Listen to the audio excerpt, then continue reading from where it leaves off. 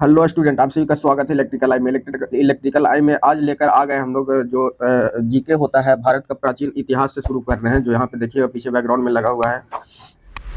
तो जैसा कि महामैराथन के लिए हम लोग शुरू करने के लिए बात कर रहे थे, तो महामैराथन का शुरुआत हो चुका और आज जीके का शुरुआत कर रहे हैं प्राचीन भारत से। और इसके बाद आगे जो स्टैटिक लूसेंट का है, लूसेंट भी निकालेंगे। लास्ट वाला पेज जो स्टैटिक जीके होता है, स्टैटिक जीके को भी शुरू करेंगे और लगातार जो है जीके को ज़्यादा फोकस करते हुए अभी चालू करेंगे, क्योंकि जीके बहुत ज़रूरी है।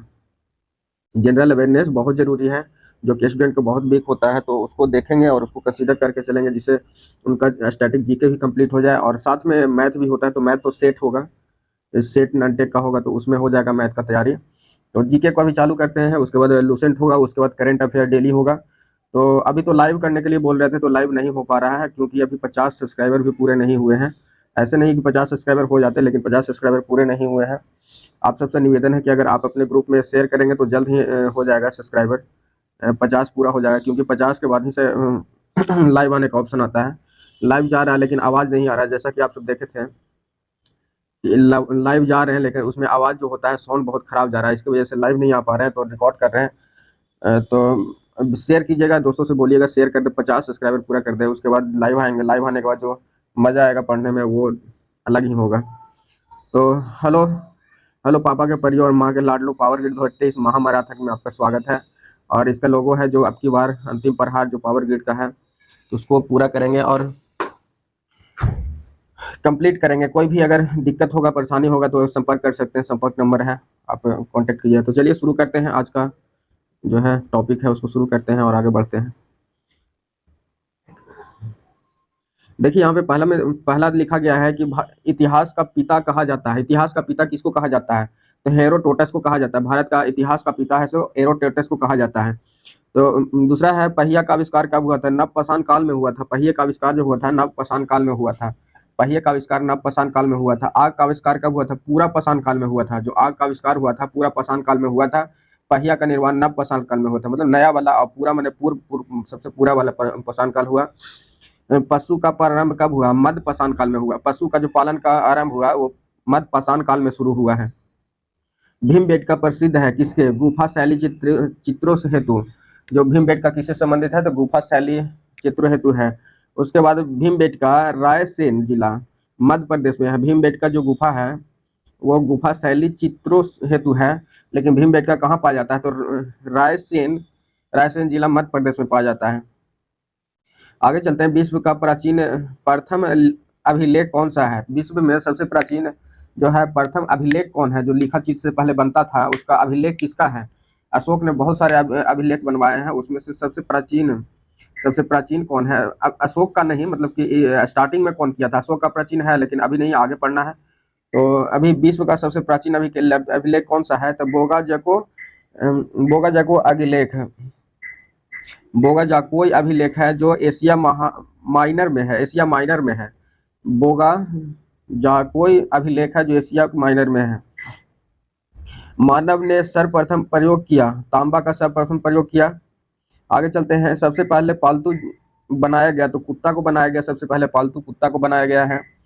सिंध सभ्यता का काल कब से कब था? सिंध सभ्यता, सिंधु घाटी जिसको पढ़ते हैं हम लोग, तो सिंधु सभ्यता का काल कब से कब तक रहा? 2500 से 1700 ईसा पूर्व में सिंधु काल का सभ्यता रहा। 2500 से जो 1700 के आसपास है, वहां पे सिंधु काल का सभ्यता रहा है। आगे चलते हैं।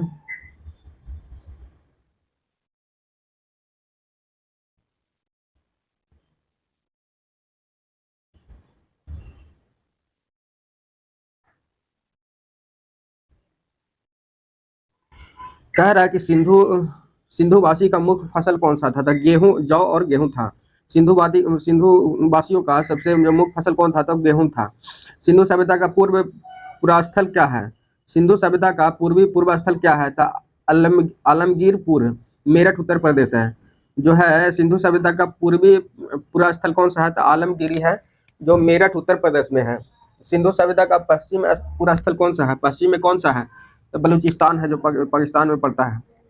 सुतकांडोर सुतकांडोर है, जो बलूचिस्तान में है। आगे चलते हैं। क्वेश्चन नंबर, सिंध सभ्यता का उत्तरी पूरा स्थल कौन सा है? तो जम्मू कश्मीर है, जो मांडा है, जो अखनूर जम्मू कश्मीर में है। मांडा मांडा अखनूर जम्मू कश्मीर में है। सिंधु सभ्यता का दक्षिणी पूरा स्थल क्या है? सिंधु सभ्यता का दक्षिणी पूरा स्थल क्या है?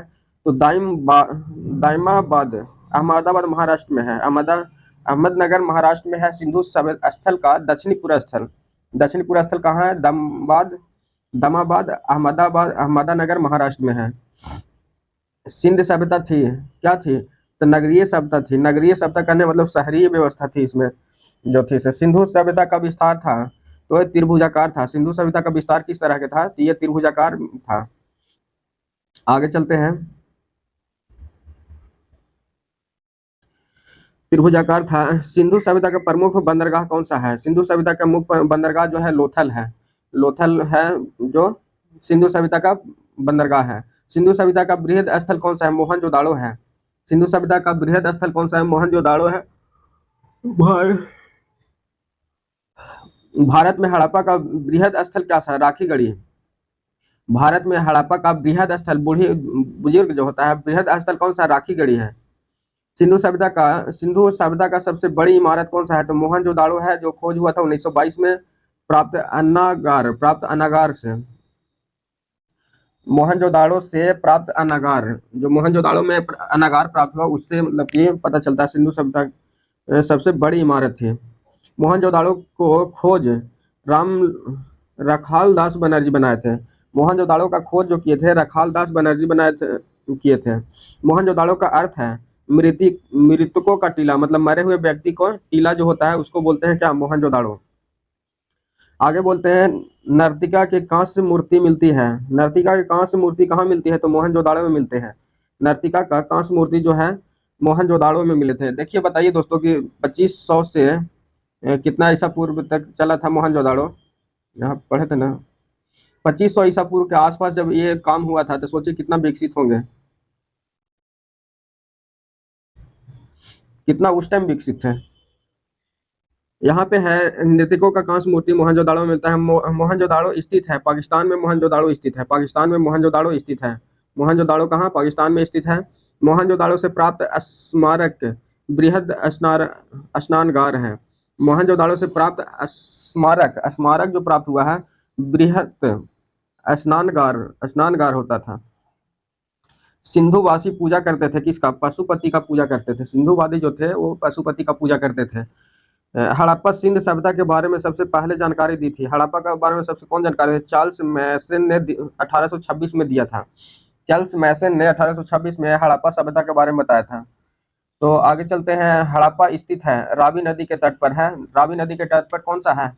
जो रावी नदी के तट पर है जो हड़प्पा स्थित है। हड़प्पा जो है, हड़प्पा का खोज दयाराम साहनी ने किया था 1921 में। हड़प्पा का खोज 1921 में दयाराम साहनी ने किए थे।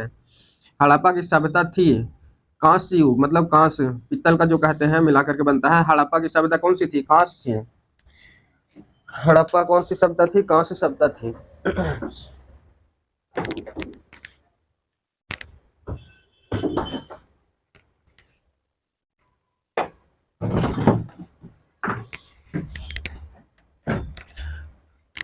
हड़प्पा क्या थी? कांस्य सभ्यता थी।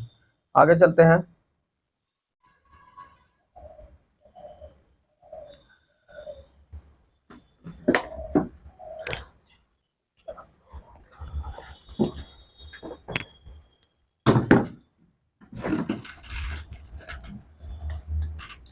क्या कहते हैं कि हड़प्पा चिन्ह देने हैं जो है। हड़प्पा समाज थी मातृ सनात्मक थी। हड़प्पा सभ्यता क्या था? मातृक सनात्मक थी। तो स्वास्तिक चिन्ह देने हैं हड़प्पा सभ्यता के। जो स्वास्तिक चिन्ह है उसको कौन दिया है? तो हड़प्पा सभ्यता में दिए हैं स्वास्तिक चिन्ह।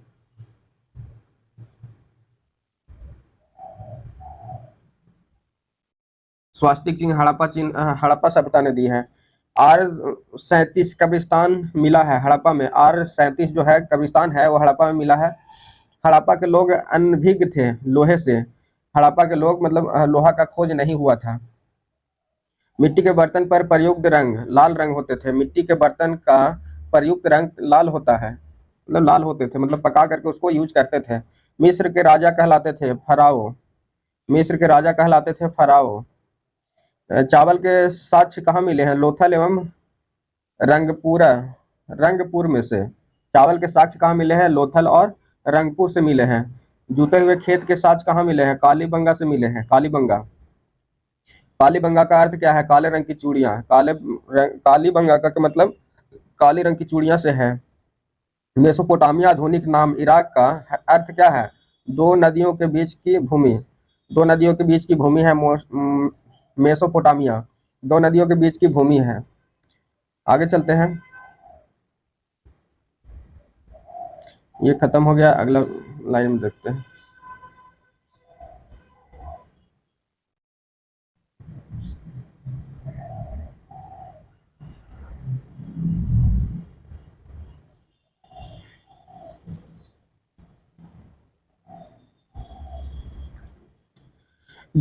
आर्यों की जानकारी मिलती है कहाँ से? ऋग्वेद से मिलती है। आर्यों लोग आए थे भारत में, हिंदूवादी लेकर के आर्य लोग ही आए थे, तो आर्यों की जानकारी मिली थी कहाँ? ऋग्वेद से मिलती है। वैदिक काल में किस जानवर को अघन्य माना गया था, न मारे जानने योग्य माना गया था? तो गाय को।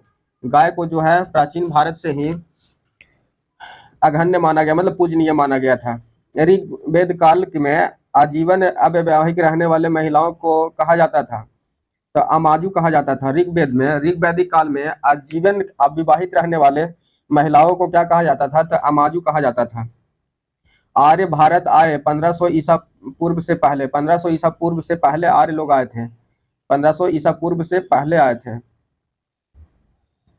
इधर बाद में है और उधर पहले है, तो पहले आए थे। आर्य पहले बसे कहाँ बसे थे आर्य लोग? तो पंजाब और अफगानिस्तान के बॉर्डरों पर बसे थे। पंजाब और अफगानिस्तान के बॉर्डरों पर बसे थे। कौन? तो आर्य लोग पहले आए थे वो। आर्य का मूल निवास स्थान कहाँ था? मध्य एशिया में था। आर्य का मूल निवास कहाँ था? मध्य एशिया में था। आर्यों का मूल निवास जो था मध्य एशिया में था। यहाँ पे देखते हैं कि आर्यों का मुख्य व्यवसाय क्या था? तो पशु व कृषि था।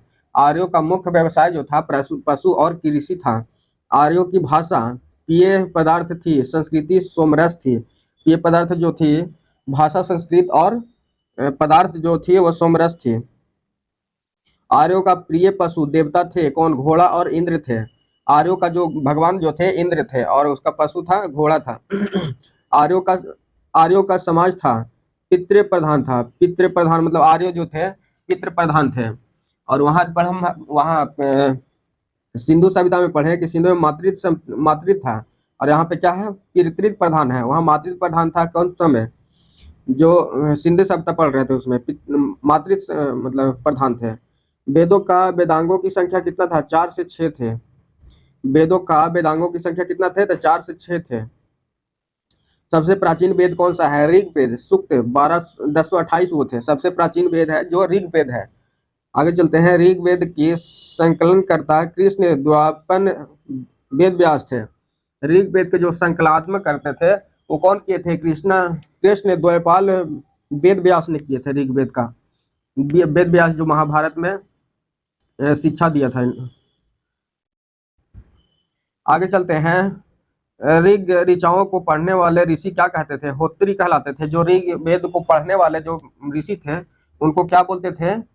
होत्री बोलते थे। ऋग्वेद में सर्वाधिक बार वर्णित नदी कौन सा है? तो सिंध नदी का वर्णित ज्यादा किया गया है सर्वाधिक बार। ऋग्वेद में वर्णित सबसे पवित्र नदी कौन सा है? तो सरस्वती है, सबसे पवित्र नदी है ऋग्वेद से। ऋग्वेद का सबसे प्राचीन पवित्र नदी जो है सरस्वती है। ऋग्वेद में गंगा यमुना का उल्लेख 1 से 3 बार किया गया है। ऋग्वेद में जो गंगा का यमुना का उल्लेख 1 से 3 बार किया गया है। आगे देखते हैं। ऋग्वेद में वर्णित प्रमुख देवता कौन से थे? तो इंद्र और पुरंदर जिसको कहते थे। इंद्र थे। ऋग्वेद का भी देवता कौन थे? इंद्र थे। गायत्री मंत्र ऋग्वेद के तीसरे मंडल में है। गायत्री मंत्र जो हम लोग पढ़ते हैं वो ऋग्वेद के तीसरे मंडल में है। गायत्री मंत्र की रचना विश्वामित्र ने किए थे। गायत्री मंत्र का जो रचना कौन किए थे? विश्वामित्र ने किए थे, जो रामायण में राम जी को और भाइयों को उनको पढ़ाए थे विश्वामित्र जी। तो कहते हैं कहाँ पे पढ़ रहे थे? गायत्री मंत्र समर्पित है सूर्य देवता सावित्री को। सूर्य देवता सावित्री को समर्पित है कौन? गायत्री मंत्र। 8वें मंडल की ऋचाएं कहलाती हैं खील कहलाती है। 8वें मंडल की ऋचाएं क्या कहलाती है? खील कहलाती है। सोम देवता को समर्पित मंडल कौन सा है? 9वां मंडल है। ऋग्वेद में सबसे बाद निर्मित मंडल कौन सा है? 10वां। सबसे लास्ट में कौन सा मंडल है? तो 10वां बनाया गया है। गौव शब्द का उत्पत्ति उत्तर वैदिक काल में हुआ था। गौव शब्द का उत्पत्ति जो उत्तर वैदिक काल में हुआ था। उत्तर वैदिक काल के प्रमुख देवता कौन थे? प्रजापति थे। उत्तर वैदिक काल के जो पूजनीय देवता थे वो प्रजापति थे। आगे चलते हैं। गद्य एवं पद वाला देव गद्य और पद वाला वेद कौन है? आयुर्वेद है। गद्य एवं पद वाला देव वेद जो है ये आयुर्वेद है। यज्ञ संबंधित विधि विधान है आयुर्वेद में। जो यज्ञ होता है वो कौन सा वेद में है? आयुर्वेद में है। तंत्र मंत्र संग्रहित वेद कौन सा है? अथर्ववेद है। तंत्र मंत्र संग्रहित वेद जो है तंत्र मंत्र के बारे में अथर्ववेद के बारे में बताया गया है। यज्ञ जो है देखिए अभी भी भाई है, यज्ञ संबंधित है किससे? आयुर्वेद से। आयुर्वेद से है। गद्य पद भी आयुर्वेद से है। आगे चलते हैं।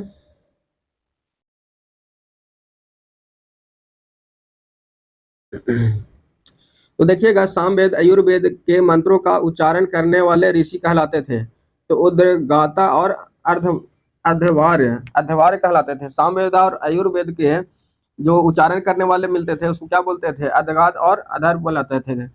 ऐत्रेय ब्राह्मण संबंधित है। ऐत्रेय ब्राह्मण किससे संबंधित है? तो ऋग्वेद से है।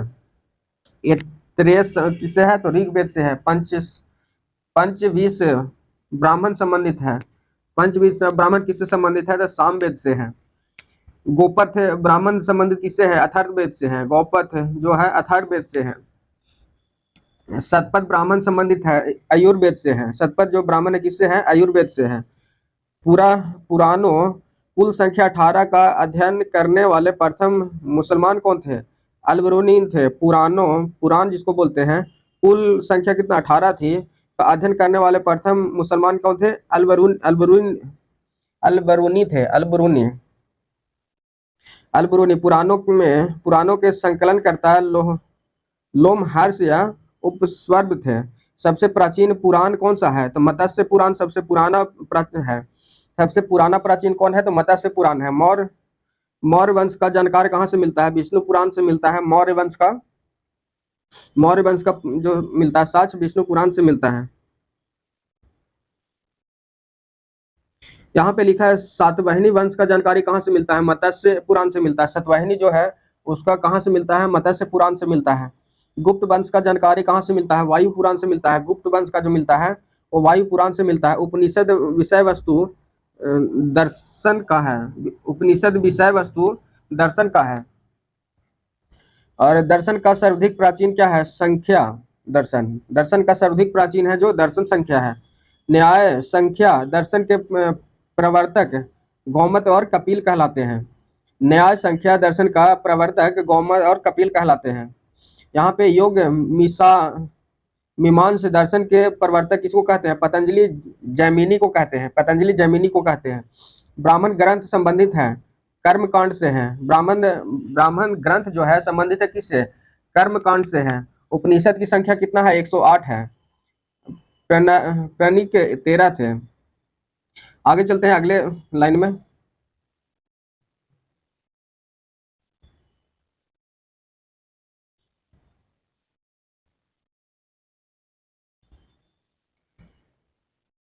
सत्यमेव जयते लिखा गया किसमें? मुंडकोपनिषद में। सत्यमेव जयते मुंडकोपनिषद में लिखा गया है। तमसों का ज्योतिर्वर्ग और उडो किया गया है तो बृहद उपनिषद में किया गया है। स्मृति ग्रंथ में सबसे प्राचीन कौन सा है? मनुस्मृति है। स्मृति ग्रंथ में सबसे जो प्राचीन है क्या है? मनुस्मृति है। प्रथम हिंदू विधि मनुस्मृति का लेखक कौन थे? तो मनु। हिंदू विधि पे जो इसका लेखक जो थे कौन थे? वो मनु थे। रामायण का रचयिता कौन थे? महर्षि वाल्मीकि थे। रामायण का रचयिता महर्षि वाल्मीकि थे। रामचरितमानस तुलसीदास लिखे थे। रामचरितमानस जो है वो तुलसीदास लिखे थे। भारत का सबसे बड़ा महाकाव्य कौन सा है? महाभारत है। सबसे बड़ा महाकाव्य कौन है? महाभारत है। महाभारत का रचयिता कौन किए थे? तो वेद व्यास ने किए थे। वहां पे पता जो देखिए स्टूडेंट, इसमें जो भी है जो पूछने वाला है जो पढ़ने वाला है उसमें टिक लगा हुआ है, तो उसको ध्यान दे करके आप भी पढ़िएगा और उसको ज्यादा फोकस करके 2-3 बार रिवीजन करेंगे और इसको थोड़ा सा स्किप करेंगे। महाभारत का रचयिता कौन सा? वेद व्यास थे। महाभारत का अन्य नाम क्या है? जय संहिता भी कहते हैं महाभारत को, जय संहिता भी कहते हैं महाभारत को। भारत का फारसी अनुवाद रजमाम नाम है, रजमाम नाम है। आगे देखते हैं, रामायण का फारसी में अनुवाद कौन किया था? तब बदायूनी ने किया था, बदायूनी ने किया था। रामायण का फारसी का अनुवाद जो है बदायूनी ने किया था। आगे है बुद्ध का जन्म। देखिए बुद्ध में आगे हम लोग यहाँ पे देखिए कि बुद्ध का जन्म लुबनी में 563 ईसा पूर्व में हुआ था। बुद्ध का जन्म जो हुआ था लुबनी में 563 ईसा पूर्व में हुआ था। युद्ध के जन्म का प्रतीक कौन सा? कमल और साण।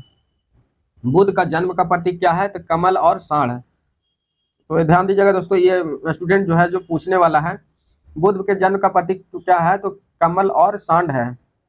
आगे बुद्ध का मृत्यु कुशीनगर 483 ईसा पूर्व में हुआ था। बुद्ध का जो मृत्यु हुआ था 483 ईसा पूर्व, VVI है, इसको ध्यान दीजिएगा। बुद्ध के पिता का नाम क्या था? उतना पूछता नहीं है, लेकिन पढ़ लेते हैं। बुद्ध के पिता का नाम सुधोधन शक्य कुल थे, सुधोधन नाम था, शक्य कुल से थे। आगे चलते हैं, बुद्ध का माता का नाम क्या था? महामाया देवी, महामाया देवी या कोलिया वंश थे, कोलिय वंश से थे। बुद्ध का माता का नाम क्या था? महामाया देवी, महामाया देवी थे। पूछता है, ये पूछ सकता है, पिता का नहीं पूछता मत। बुद्ध के अन्य नाम क्या क्या थे? तो सिद्धार्थ और तथागत। बुद्ध का अन्य नाम क्या थे? सिद्धार्थ थे और तथागत भी कहा जाता था उनको। ये भी आइए, इसको भी ध्यान दीजिएगा। आगे है, बुद्ध के प्रथम गुरु कौन थे? तो अल्लाह करलास। बुद्ध के प्रथम गुरु अल्लाह कलाम थे, जो थे बुद्ध के प्रथम गुरु कौन थे? तो अल्लाह कलाम थे। बुद्ध के प्रिय घोड़ा सारथी को क्या नाम था? कथक या चना।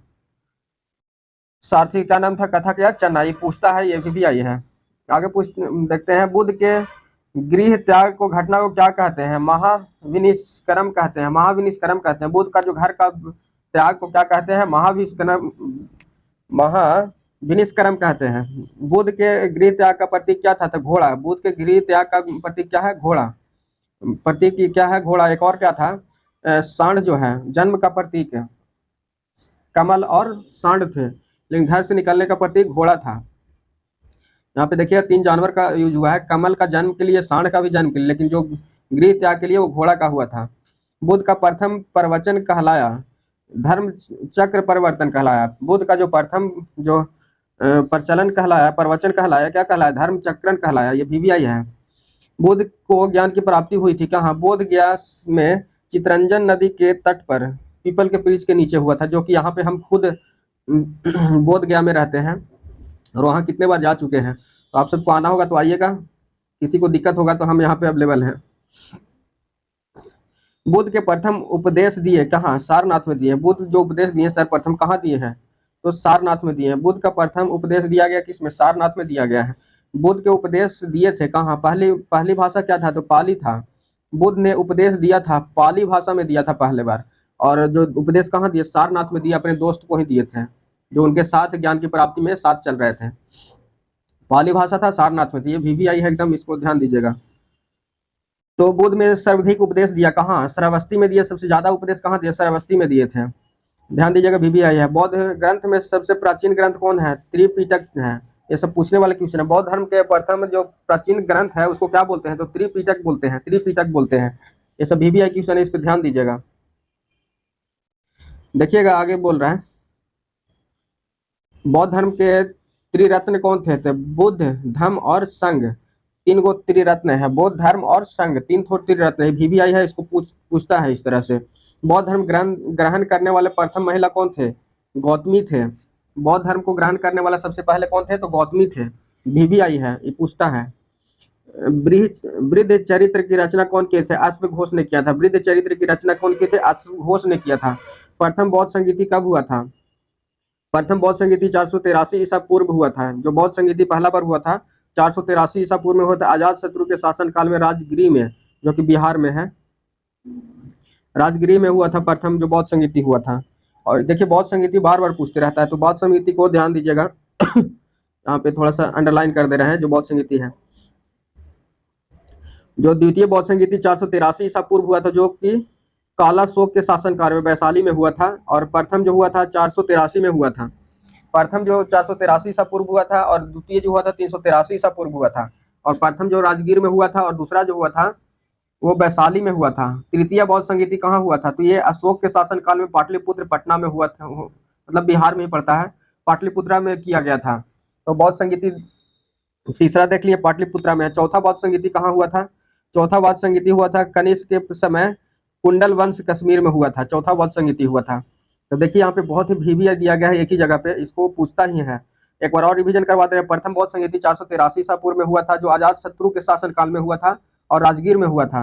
द्वितीय बौद्ध संगीति 383 ईसा पूर्व हुआ था, जो कि काला शोक शासन में वैशाली में हुआ था। और तृतीय बौद्ध संगीति जो हुआ था 250 ईसा पूर्व हुआ था, जो कि क्या हुआ था, अशोक के शासन काल में पाटलिपुत्रा में हुआ था। चौथा बौद्ध संगीति हुआ था जो कनिष्क के समय कुंडल वंश कश्मीर में हुआ था। 4 गो बौद्ध संगीति हुआ था, बहुत ही भीवी आई है, इसको ध्यान दीजिएगा और आगे बढ़ते रहिएगा। तो आगे चलते हैं। प्रथम बौद्ध संगीति का अध्यक्ष कौन थे, तो महाकश्यप थे। प्रथम बौद्ध संगीति जो हुआ था किसके समय हुआ था, बताइए, कमेंट में जवाब दीजिएगा। प्रथम बौद्ध संगीति भी बताएं किसके शासन काल में हुआ था, तो ये अजात शत्रु के हुआ था, अजात शत्रु शासन काल में राजगीर में हुआ था। तो देखिएगा यहाँ से क्या पूछ रहा था, प्रथम बौद्ध संगीति का अध्यक्ष कौन थे, तो महाकश्यप थे, जो अजात शत्रु के शासन काल में हुआ था। 483 ईसा पूर्व में हुआ था, 483 ईसा पूर्व में हुआ था। यही याद करने का तरीका है, जब कोई क्वेश्चन आता है तो पीछे रिवीजन कर दो। 483 ईसा पूर्व हुआ था, फिर 383 ईसा पूर्व हुआ, फिर 250 ईसा पूर्व हुआ। तो यही 4 गो हैं। आगे चलते हैं। दोस्तों ऐसा नहीं है कि हम आपको पढ़ाने की कोशिश कर रहे हैं, बस एक ग्रुपिंग है जिससे आप जुड़ करके आप तैयारी कर सकते हैं। जैसे मैं तैयारी कर रहा हूँ उसी तरह से जुड़ करके तैयारी कीजिए। एक तरह ग्रुपिंग ही समझ लीजिए, और कुछ नहीं है, एक ग्रुप ही है जो कि मैं भी तैयारी कर रहा हूँ, आप भी तैयारी कर रहे हैं, जो कि जुड़ करके लाइव हम लोग के पूछताछ रहेगा और सेट भी मारेंगे और रेगुलर एकदम जुड़े रहेंगे, जो कि शुरू से अंत तक रहेगा। तो यहाँ पे देख लिए कि बौद्ध संगीति क्या चौथी बौद्ध संगीति के अध्यक्ष कौन थे, थोड़ा सा ऊपर चला गया है।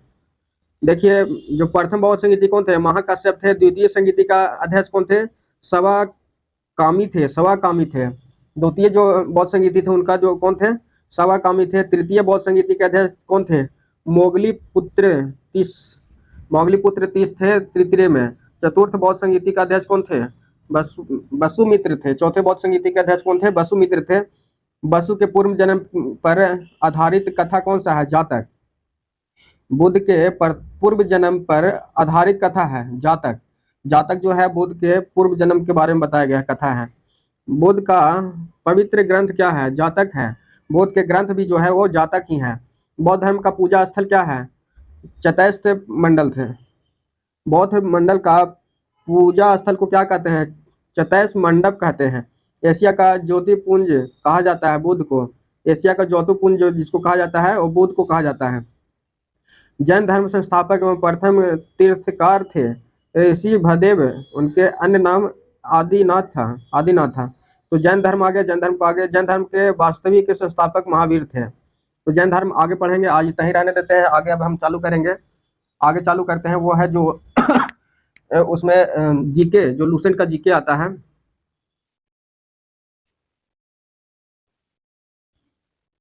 आगे मिलते हैं लूसेंट जीके और स्टैटिक जीके को मिलेंगे। तो मिलते हैं अगले वीडियो में, तब तक के लिए जुड़े रहिए और लगे रहिए। महामैराथन चल रहा है, जब तक पावर ग्रिड खत्म नहीं होता है तब तक तो रुकेंगे नहीं, क्योंकि जीके बहुत इंपॉर्टेंट है। पावर ग्रिड, और यहाँ पे एक बिहार दरोगा भी आ चुका है, बिहार दरोगा, और यहाँ पे एक BSSC भी आ चुका है, बिहार SSC जो जिसको कहते हैं। तो ये 3 एग्जाम को इम्पोर्टेंट को लेकर के चल रहे हैं, जिससे जीके बहुत इंपॉर्टेंट है। बिहार दरोगा में जीके बहुत पूछता है और BSSC में पूछता है, जो कि नॉर्मल स्टूडेंट को तैयारी हो चुका रहता है, जो साइंस तैयारी रहता है। तो जीके के लिए हम लोग तैयारी कर रहे हैं ध्यान दे करके, ज़्यादा फोकस करके। तो हमारा पावर ग्रिड टेक्निकल का एग्जाम है, ये बिहार है, बिहार का जो है दरोगा का आया है और BSSC का है। मिलते हैं अगले वीडियो में, तुरंत ही अपलोड करेंगे इसको, और मिलते हैं फिर